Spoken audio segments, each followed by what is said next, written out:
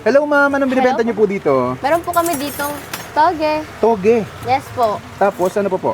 Dynamite, cheese stick, fish fingers. Ayun, magkano sa toge nyo? 12 pesos po. Pag dalawa, 20 pesos na lang sa'yo. Ayun, ang mura. May discount pag dalawa. Yes po, para sa'yo meron. Ayun. Eh dito po, Dynamite po, 30 po, 3 pieces. Kaso dalawa na lang. eh pag dalawa magkano? Ikaw, 24. eh dito po, sa cheese Cheese stick, stick po, 4, 20. 4.20. Yes. Eh dun sa isa, 10 pesos isa. 10 pesos. Bukod dito ma'am, ano pang ibang binibenta nyo? May rice bowl po tayo, tsaka siomay, Ano yung nyo, rice bowl nyo? sisig rice, siomay rice, Hungarian, tapa, fish fingers.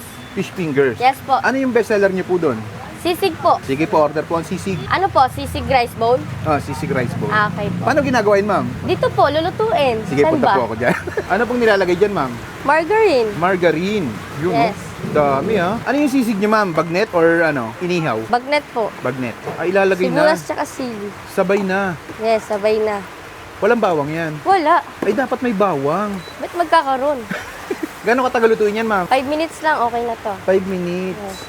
Galing mo magluto. Gano'n mo nakatagal ginagawa yan? Mga 1 year na siguro. 1 year. Yes. Tagal na. Kaya pala sanay na sanay ka na. Grabe. Mapapa-atching ka dito. Oo. Sobrang Yan yung bagnet. tapang. Yes po. Bagnet. Ilang plastic nilalagay? Isa lang po sa rice bowl. Yun. Tapos ano po yan?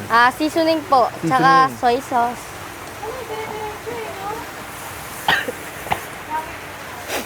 Okay na. Okay na yun.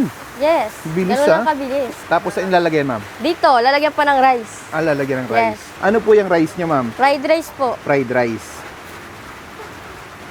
Naubos niya yan sa isang araw yung rice na ganun. Opo. Yun.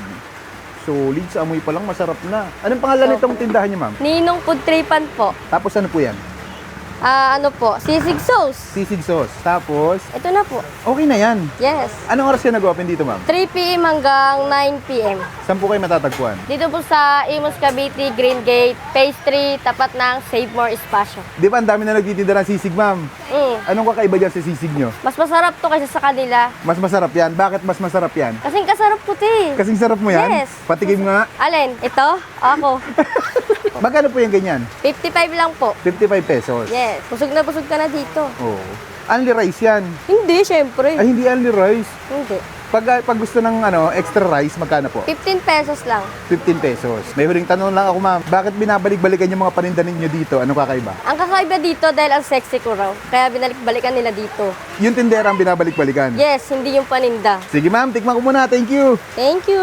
At ay mga kabangers, nandito tayo ngayon sa Ninong's Food Tripan dito sa may tapat ng Save More Espasyo sa may Green Gate. Titikman natin yung sisig nila. 55 pesos lang. Grabe, sobrang mura. Meron ka ng fried rice tsaka sisig. Solid na nito. Ang mura nito. 55 pesos. Tikman natin, kain tayo. Ang malasa nga. Masarap yung kanin nila ha. Talagang presyong pang estudyante siya. Sa halagang 55 pesos, siguradong mabubusog ka na dito.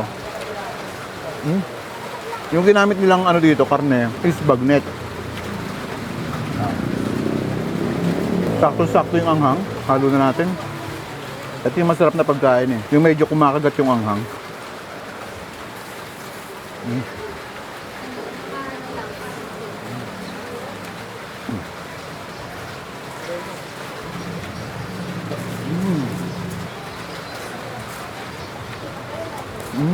Imbis tayo na dito, Ninong Food Tripan. Try nyo yung mga rice bowl nila, napakasolid mga dogs. Panalo. Paano? Order pa, nabitin ako.